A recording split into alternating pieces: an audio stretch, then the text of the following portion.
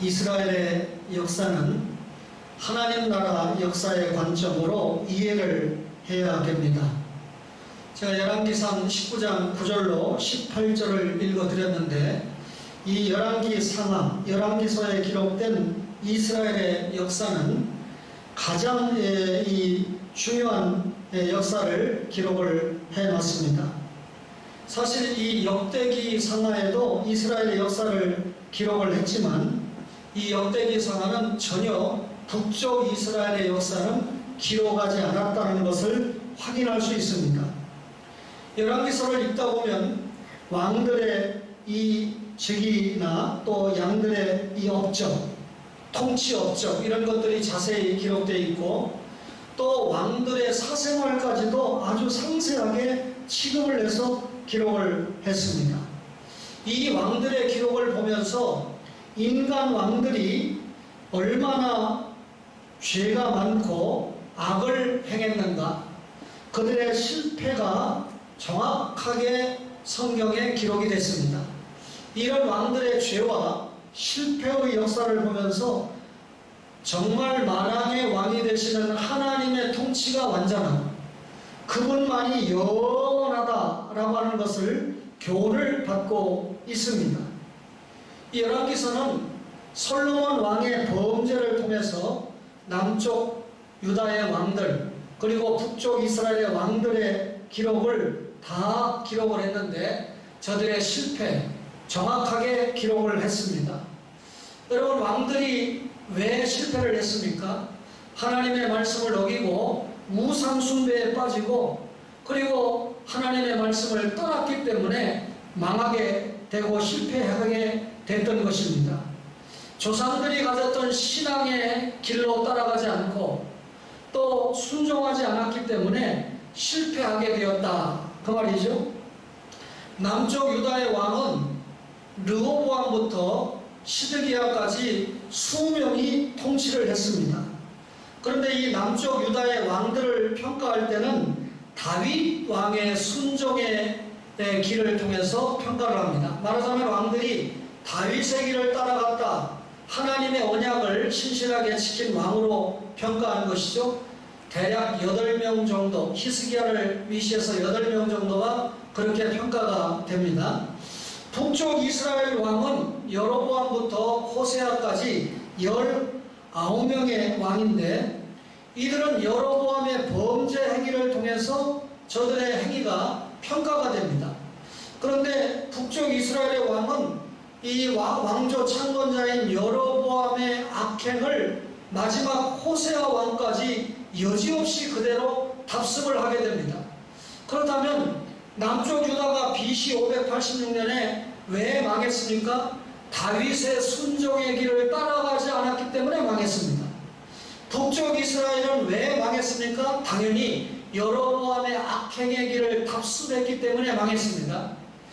내가 하나님이었다면 BC 722년에, 그러니까 931년에 나라가 갈라져서 722년까지 북쪽 이스라엘이 여로보암의 길을 답습하는데, 7번째 왕인 아합 왕 때 얼마나 우상 숭배가 크게 발했습니까? 그러면 하나님께서 참다 그때쯤 해서 멸망을 시킬 때인데, 무려 호세아까지 19대 왕이 통치할 때까지 기다려 주셨습니다. 왜 그랬을까요?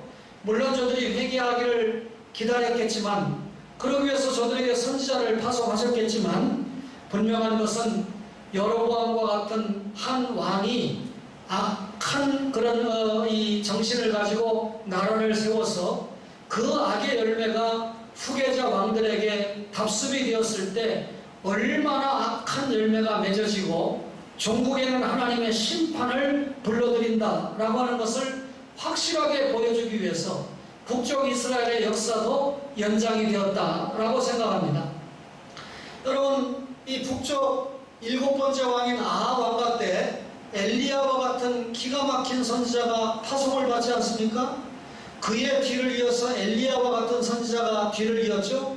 이런 선지자가 파송을 받아서 회개를 촉구했을 때 저들이 회개하고 돌이키면 일시적이라도 하나님의 복이 임했다라고 하는 사실을 성경 말씀을 통해서 보게 됩니다.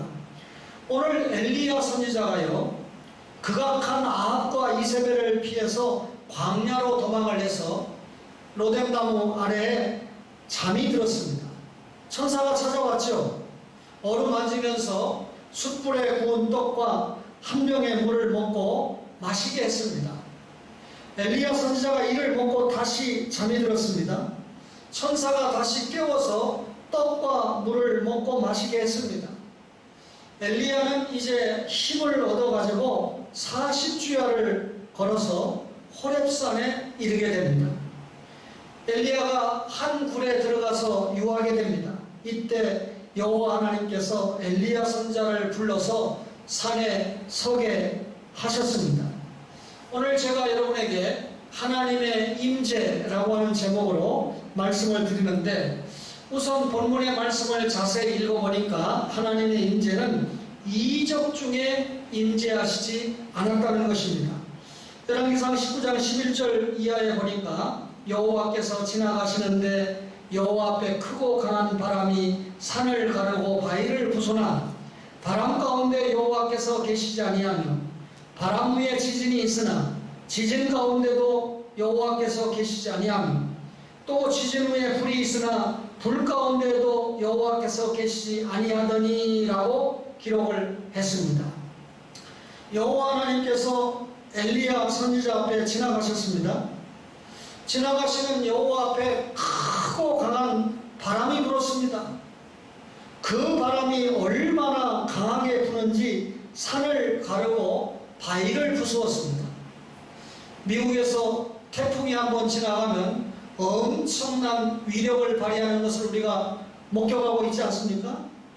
엘리야 선지자가 생각할 때 이렇게 엄청난 강한 바람 속에 하나님이 임재하실 것이다, 그렇게 기대를 했습니다. 그래서 강한 바람 가운데 역사하시는 하나님을 보기 위해서 긴장을 하고 바라보았지만 하나님께서 전혀 강한 바람 가운데 임재하시지 않았습니다. 얼마 후에 보니까 지진이 일기 시작했습니다. 땅이 흔들리고 갈라지는 어마어마한 지진이 일대 진동을 했습니다. 엘리야 선지자가 생각할 때 지진 가운데 하나님께서 역사하시지 않겠나 가까이 가보았지만 역시 엄청난 지진 가운데도 하나님이 임재하시지 않았습니다. 다음에는 무서운 불이 엘리야 앞에 있었습니다. 선지자 엘리야는 이 무시무시한 불 가운데 하나님을 보기 위해서 긴장을 했습니다. 그런데 아무리 보아도 그 불 가운데 여호와께서 임재하시지 않았습니다. 그렇다면 바람과 지진과 불 가운데 하나님께서 계시지 않았다면 누가 바람을 불게 했을까? 누가 지진이 일어나게 했을까? 누가 엄청난 이 불을 일게 했을까? 물론 답은 하나님께서 바람이 불게 하고 하나님께서 지진이 일어나게 하고 하나님께서 엘리야가 본 불이 일어나도록 하셨습니다. 여러분과 제가 분명히 기억할 것은 하나님의 일하심과 하나님의 임재를 구별해서 깨달아야 됩니다. 하나님께서 분명히 바람과 불과 그리고 지진을 일으키셨지만 그 가운데 계시지는 않았습니다. 하나님께서는 이러한 방법을 통하여 진실로 하나님의 말씀만이 강팍한 인간의 마음을 변화시킬 수 있다는 것을 엘리야로 하여금 깨닫게 하신 것입니다. 사람을 진정으로 변화시키는 것은 이적이 아닙니다. 외적인 현상이 아닙니다.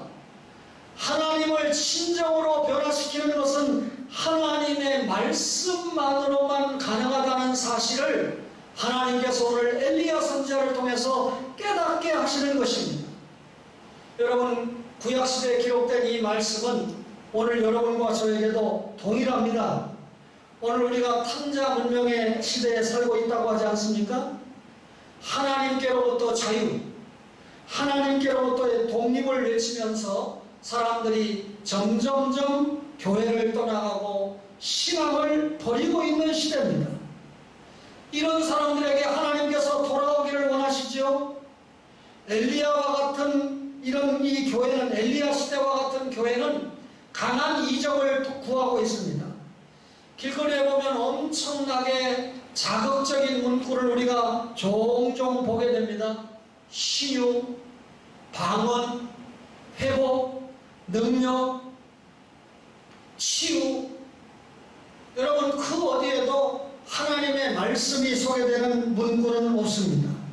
여러분, 포스터의 내용대로 여러분 교회가 이적을 보여주실 수 있습니다.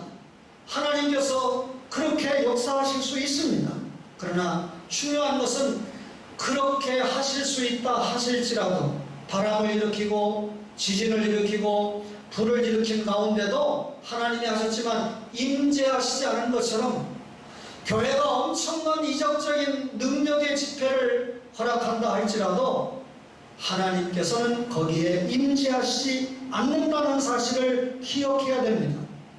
아무리 이적을 보아도 그 속에 하나님이 임재하시지 않기 때문에 당연히 하나님을 만날 수가 없는 것입니다.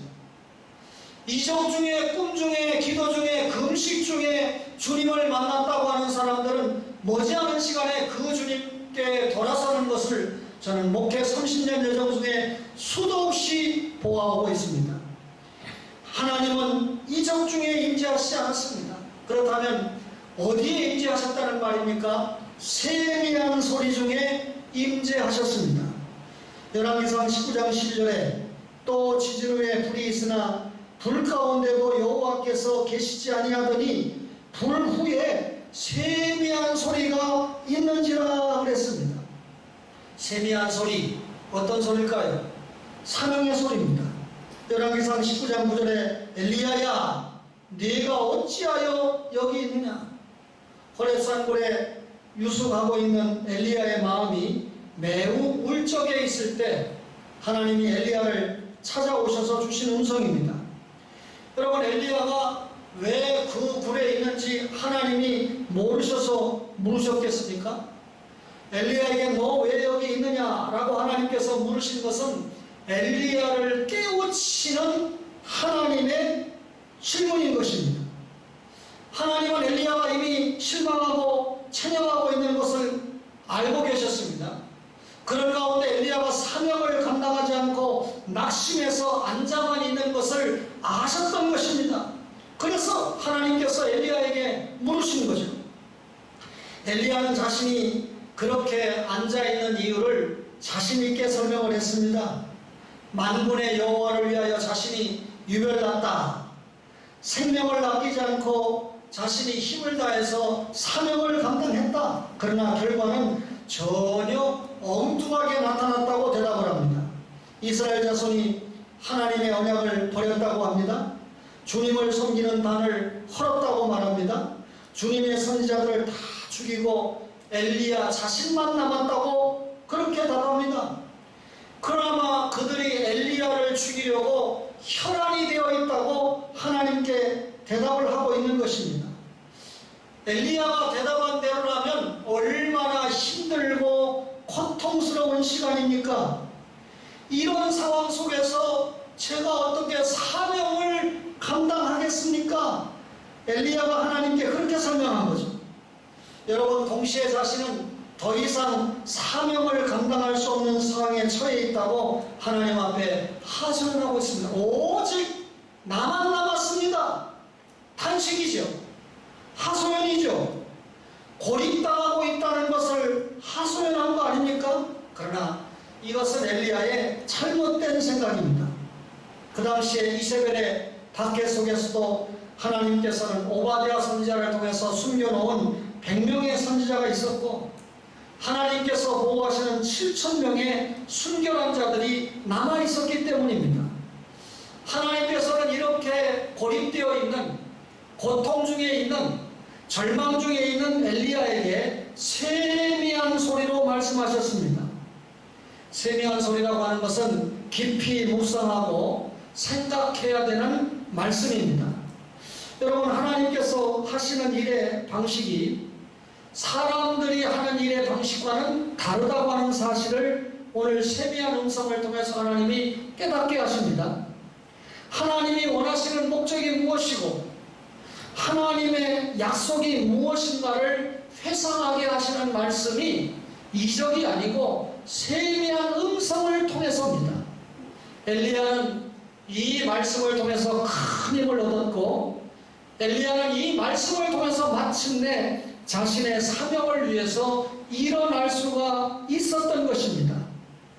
성도 누구라도 하나님께서 직접적으로 주시는 말씀을 통해서 자신의 사명을 깨달을 수 있어야 됩니다. 기록되고 전파되는 말씀의 깊은 묵상을 통하여 오늘 목사가 전하는 설교를 통하여 여러분들이 읽고 있는 하나님의 말씀을 통하여 자신이 감당해야 될 사명을 깨닫고 일어나야 된다 그 말입니다. 세미한 소리는 말씀 그대로 작은 소리입니다.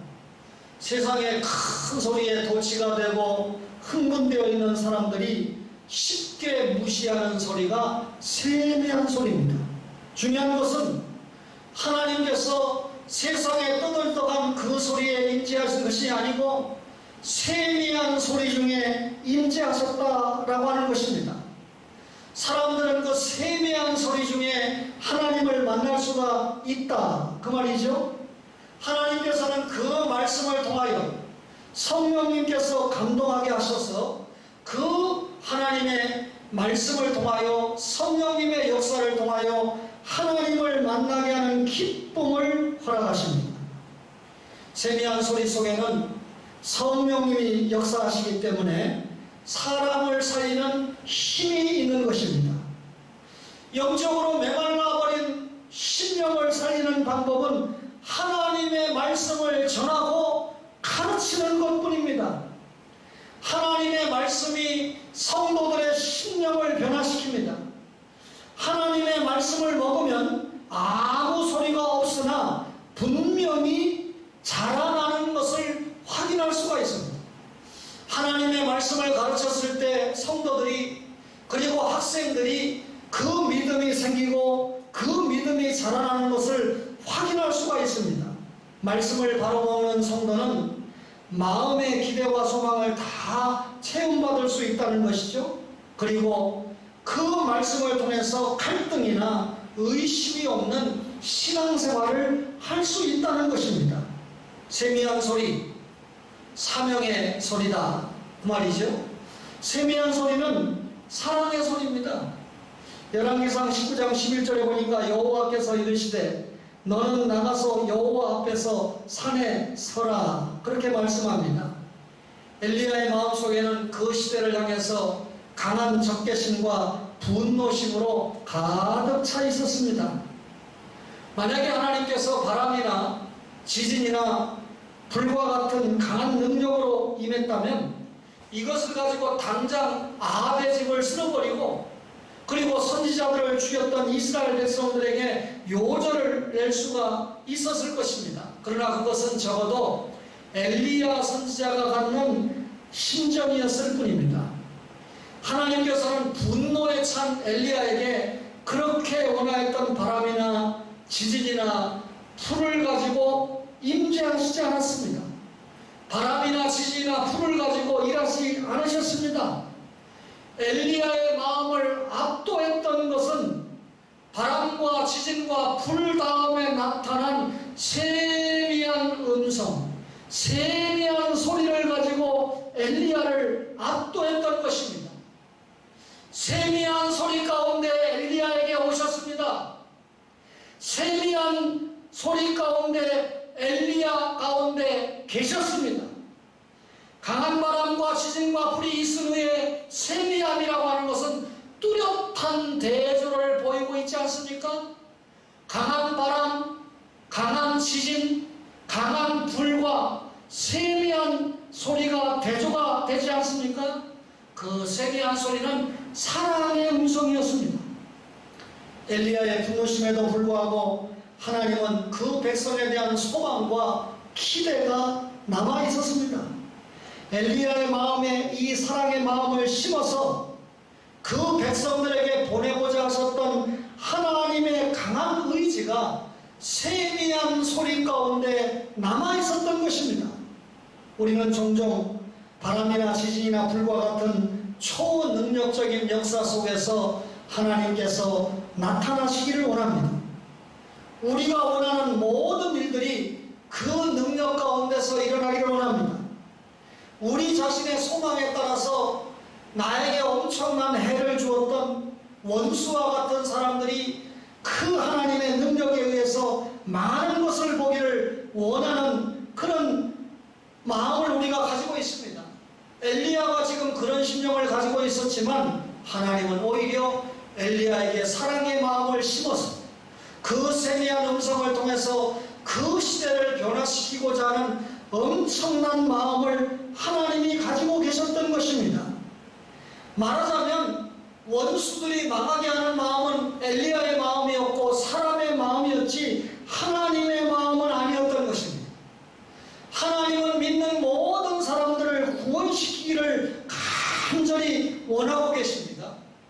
이때 하나님께서 이적이 아닌 세미한 소리를 통해서 접근하시는 것입니다. 말하자면 하나님의 구원 역사를 이루는 것은 바람이나 지진이나 불과 같은 이적이 아니고 세미한 음성인 하나님의 말씀을 통해서 하나님의 구원 역사를 이루기를 원하신다 그 말입니다.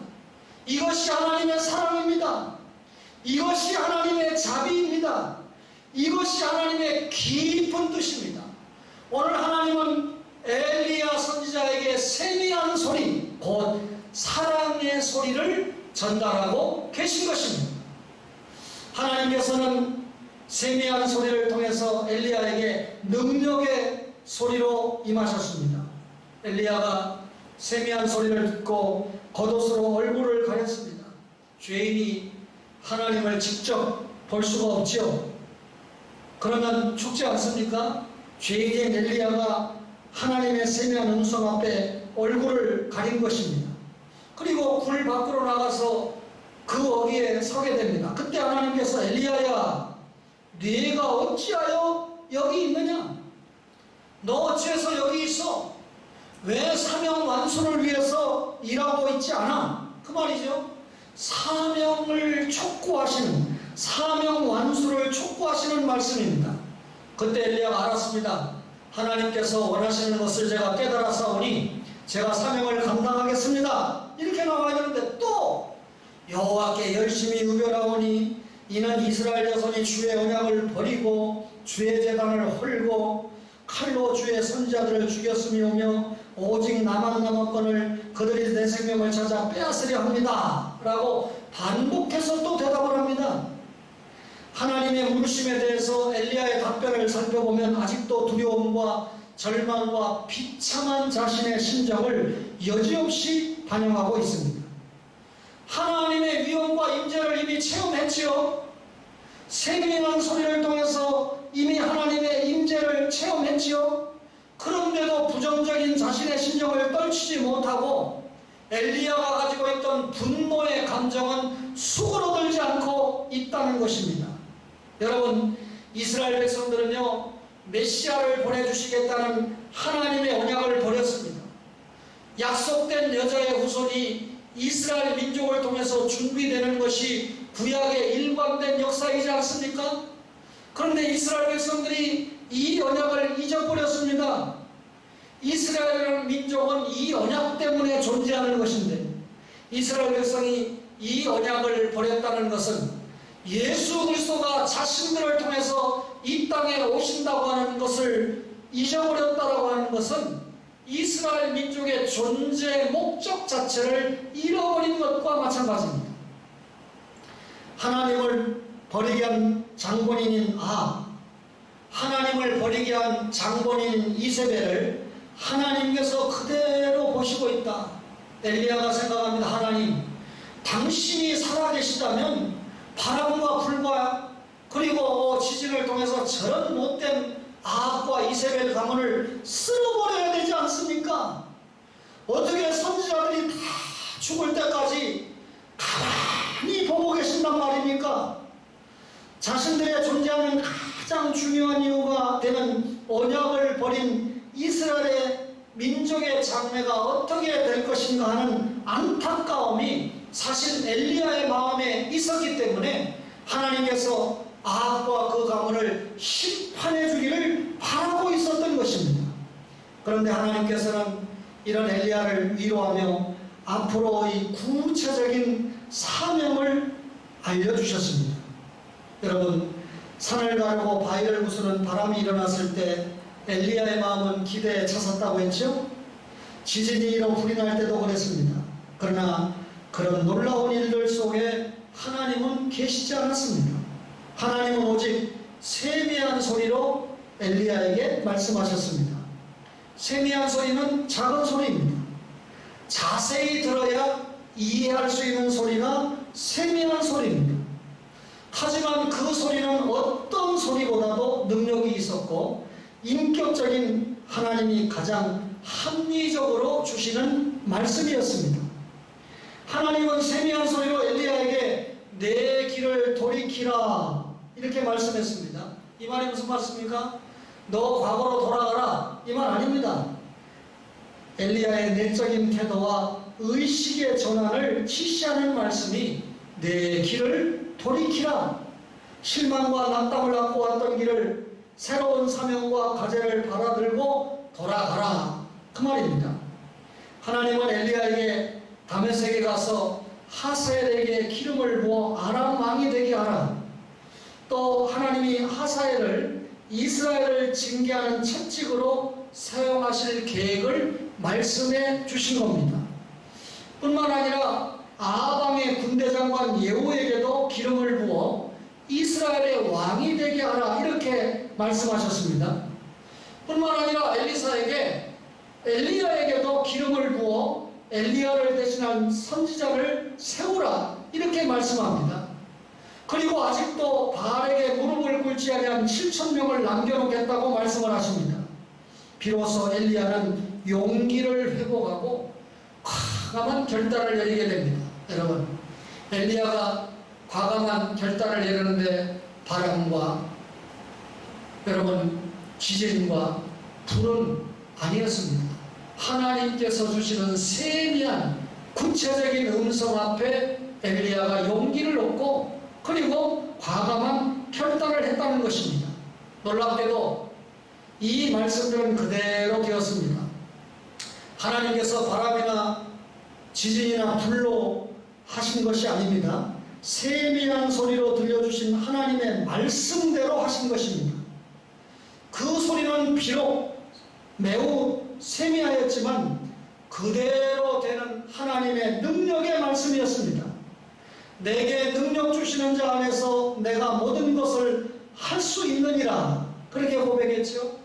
여러분과 저가 인간은 연약하나 하나님은 전능하시고 강하신 분이기 때문에 말씀하시면 그대로 이루신다는 사실을 신구약 66권의 말씀을 통하여 세미한 음성을 통하여 우리가 깨달아야 됩니다.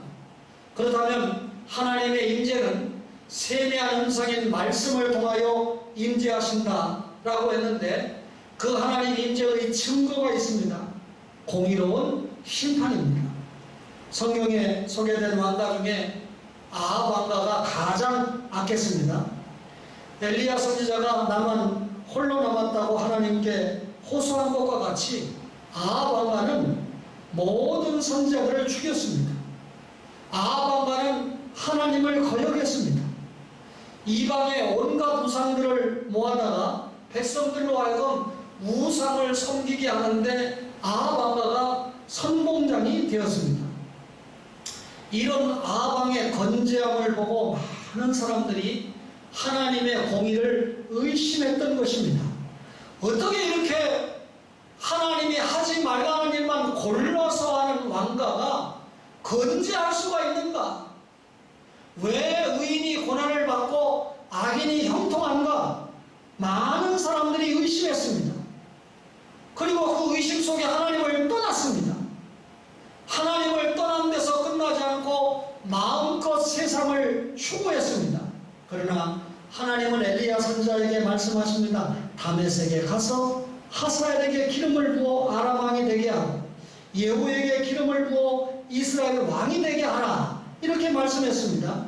여러분, 하나님 말씀대로 엘리야가 순종을 했죠. 어떤 일이 벌어났습니까? 아합 왕은 아람과의 전쟁에서 전사해버립니다.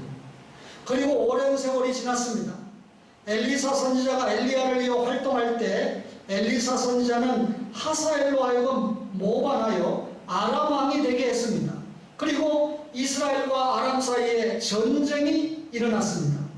당시 이스라엘 왕이었던 아합 왕과의 요람이 이 전쟁에서 부상을 입고 치료를 받고 있는 중에 예후가 요람을 반역하여 모든 아합 왕가를 멸절시켰던 것입니다. 그러니까 아합 왕가를 멸절시키기 위해서 의심하고 있던 엘리야에게 세미한 음성을 통해서 하사엘에게 기름 붓고 예후에게 기름을 부어라. 그리고 그 말씀대로 순종을 했고 그들이 역사 중에 사용을 받으면서 아합 왕가가 그만 멸절되었던 것입니다. 성도는 역사의 흐름 속에서 하나님의 임재를 확신해야 됩니다. 그래야만 역사의 죄인이 되는 자리에 서지 않습니다. 자신이 하나님의 쓰임을 받는 역사의 주역이 될 수가 있는 것입니다. 이렇게 되어야 그 성도를 통해서 하나님의 나라가 빠르게 이루어질 수 있는 것입니다. 오늘 2부 예배 영상위원으로 앉아있는 여러분들을 하나님께서 단순하게 구원시키는 데서 만족하지 않으십니다. 여자의 후손을 보낸 것은 죄를 용서받고 회복이 돼서 하나님 나라 일꾼으로 사명을 감당하는 존재를 만들기 위해서 부르신 것입니다. 그렇다면 여러분마저가 철저하게 삶을 통하여 하나님이 우리에게 부여하신 사명을 감당해야 되는데, 여러분, 악인은 분명히 하나님께서 심판하신다. 여러분과 저가 악인의 모양이라도 버려야 됩니다. 악인의 길에 서서는 안 됩니다. 여러분, 단절해야 됩니다. 그리고 하나님 앞에 세미한 음성을 듣고 그 하나님의 뜻에 순종하면 하나님이 임재하신다는 사실, 세미한 소리 가운데 임재한다는 사실을 공의의 심판을 통해서 분명하게 보여주신다, 그 말입니다. 또 하나님이 7천일을 남겨두심을 통해서 하나님의 임재의 징조를 주십니다. 엘리야가 자신이 혼자 남았다고 했죠. 그러나 하나님은 바알에게 무릎 꿇지 않고 바알에게 입을 맞추지 아니한 7천일을 남겨놓았다고 말씀하십니다. 아무리 악이 극성할지라도 하나님의 구속 역사는 확실히 움직이고 있다는 뚜렷한 증거입니다. 악인이 하나님의 종들을 다 떼죽음을 시키려고 하고 악인이 하나님의 교회를, 여러분, 기능을 마비시키려고 한다 할지라도 하나님께서는 그 시대에 꼭 필요한 주의 종들을 남겨두었다. 무슨 말입니까? 하나님의 계획과 하나님의 역사는 인간의 저항과 관계없이, 인간의 죄와 관계없이 그대로 진행이 되신다. 여러분, 하나님이 살아계신 거죠? 하나님이 임재하신 거죠? 하나님이 함께 하시는 거죠? 하나님이 함께 일하신다는 결정적인 증거 아닙니까? 이런 남은 사람 가운데 엘리야가 있었습니다. 하나님은 엘리사에게 기름을 부어 그를 이을 선지자가 되게 하셨습니다. 엘리야 선지자가 얼마나 어두웠습니까? 선지자 시대에. 엘리사 시대도 엘리야 시대 못지않게 어두웠던 시대였습니다. 그러나 그 어두웠던 시대에 엘리야 못지않게 엘리사 선지자도 멋지게 훌륭한 사역자로 사용을 받았습니다. 이것이 오늘날 교회와 함께 하신다는 확실한 증거입니다. 그 아합의 시대에 엄청나게 선지자들이 어려움을 당했지만 하나님이 세미한 소리를 통하여 그 시대를 이끌었던 것처럼 오늘 이 교회가 엄청나게 어려움을 겪고 있다고 하는 이 시대에 하나님은 여전히 교회와 함께 하신다, 초원과 함께 하신다 라고 하는 사실을 이적이 아니라도, 엄청난 바람과 엄청난 지진과 엄청난 불과 같은 이적이 아니라도 기록된 말씀과 전파되는 말씀을 통하여 세미한 소리를 통하여 여러분과 저에게 함께 임재하시고 여전히 우리를 붙잡고 일하시는 줄로 믿으시기를 바랍니다. 적어도 장로님이 7분이나 계신 교회입니다. 안수 집사님과 권사님들이 무수히 계신 교회이지 않습니까? 여러분, 제가 어제 토요일 오전에 주일을 준비하는 중에 메일을 열었습니다. 보니까 제목이 이병, 김재훈, 그 앞에 샬롬, 가로 열고 이병, 김재훈 이렇게 하고 그만 저에게 장문의 메일이 왔더라고요. 제가 목사님 공군 들어간다고 그래서 편하게 훈련 받고 군대 생활한다고 다 그렇게 들었는데, 남들이 그러는데 제가 있는 기운단이라고 하는 병과는 해병대 다음으로 힘들게 훈련을 받는 그런 병과입니다. 이제 훈련을 다 마치고 자대를 배치받아서 어제죠, 오늘 이제 교회 갈 일을 준비하면서 목사님께 소식을 보내드린다 하면서 사실 700명 중에 예수 믿는 사람 나와봐, 교회 갈 사람 나와봐 그러니까 3명밖에 안 나왔다는 거예요. 야, 시대가 많이 바뀌었습니다. 제가 그래도 해병대보다 센 군대 생활을 할 때는 교회 갈 사람 나와봐, 주일날 아침에 훈련 기간이죠, 교회 갈 사람 나와봐 그러면 700명이 모였다면 3명 빼놓고 다 나왔어요. 교회 다니지 않는 애들도 너무 훈련이 피곤하니까 교회 가서 빵도 얻어먹고 좀 잠이라도 자야 되겠다 해서 나온 애들이 많았는데, 요즘 아이들은 아예 자기 의견을 정확하게 표현하는 그런 시대죠. 교수 앞에도 지가 불이익을 당할 거 뻔히 알면서 저는 뭐 이거 싫습니다, 이건 하기 싫습니다, 정확하게 그거 하면 지 점수에 유익이 되는데도 그렇게 표현하는 시대인 것을 제가 확인하고 있습니다. 이렇게 안티 기독 신자가 많은 그때 자신이 군대 생활 중에 신앙생활을 잘 해서 마치고 교회로 돌아가는 날까지 기도해달라라고 하는 그런 내용입니다.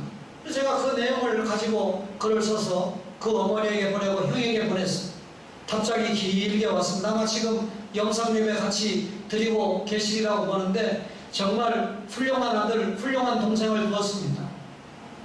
요즘 군대 가서 우리 자녀들이 신앙생활을 잘 한다라고 하는 것은 정말 기적 같은 일 아닙니까? 세미한 소리가 선배 공군인 우리 주영이, 후배 군인인 우리 공군인 재훈이에게 함께 하실 것이다. 또 설교를 잘 못 알아들어가지고 목사님이 설교하면서 군대 간 공군 2아이만 지금 가지고, 여러분 그 말은 결국 우리 초원의 모든 가족들에게 세미한 소리로 힘을 주시고 용기를 주시고 함께 하신다는 이야기 아니겠습니까? 저와 여러분에게 오늘 동일합니다. 하나님의 일을 방해하려는 끝없는 음모가 교회 안에서 그리고 교회 밖에서 일어나고 있습니다. 하나님의 일을 중단 없이 우리가 이어왔습니다. 복음을 방해하던 세력은 끝내는 끝까지고 복음은 승리해 왔습니다. 교회 가운데 임재하시는 하나님의 분명한 증거가 오늘까지 확실하게 있었다, 그 말이죠. 우리 성도들은 세미한 말씀 속에서, 그리고 하나님의 공의와 심판 속에서, 그리고 하나님의 교회 속에서 임재하셔서 역사하시는 그 하나님을 분명하게 발견하고 그 하나님을 의지하고 확신을 가지고 하나님께서 나에게 맡겨주신 구령의 사명, 양육의 사명, 적어도 장로님, 안수집사, 권사님 정도가 되면 자유자재로 대상에 맞게 말씀을 전하고 가르칠 수 있어야 되겠죠. 그리고 그 생활을 통해서 많은 사람에게 감화와 감동을 줄 수 있어야 되겠죠. 제가 요즘 사람에게 들었던 가장 행복한 말 가운데 시찰의 옆교회 열린문교회 우선동 목사님이 저를 만나서 신목사님의 설교와 신목사님의 일기와 신목사님의 말씀을 들으면서 늘 선한 일만 하고 다니시는 일, 우리 목회자 선배들이 다 신목사님 같으면 좋겠습니다, 이 말을 하는데 지금도 생각이 납니다.